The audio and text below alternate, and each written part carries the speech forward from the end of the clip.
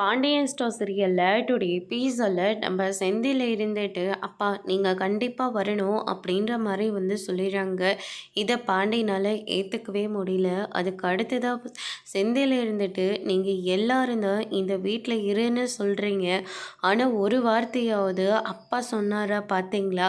அவருக்கு நான் இந்த வீட்டில் இருக்க சுத்தமாக விருப்பமே இல்லை.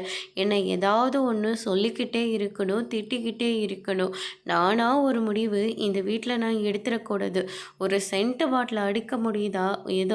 ஏதாவது ஒன்று சொல்லிக்கிட்டே இருக்காரு.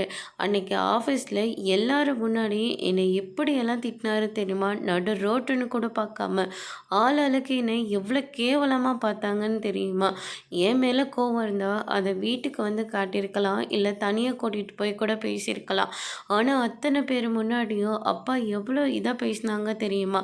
இப்போ கூட நான் வீட்டை விட்டு வெளியே போகிறேன், நான் தனியாக இருக்குன்னு சொல்கிறேன். அப்போ கூட அவர் ஒரு வார்த்தை, நீ இங்கே இருப்பா, நான் இனிமேல் உன்னை எதுவுமே பேசலை, நீ இஷ்டம் போல் இரு அப்படின்னு சொல்லிட்டு ஒரு வார்த்தையாவது அவர் சொன்னாரா? எங்கள் மேலெல்லாம் அவருக்கு கொஞ்சம் கூட பாசமே இல்லை அப்படின்ற மாதிரி சொல்கிறாங்க.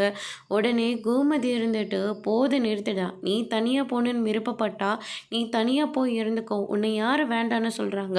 நான் ஏதோ பெத்த பொல்லுன்றதுனால இவ்வளோ தூரம் கேட்டேன், அப்போ கூட உன் மனசு இறங்கவே இல்லை. நான் சீன் போடுறதா சொன்னேன், ஆனால் அந்த மனுஷன் உள்ளுக்குள்ளே வெந்துட்டுருக்காருடா அப்படின்ற மாதிரி சொல்கிறாங்க. அதோட பிரேம முடிச்சிருக்காங்க.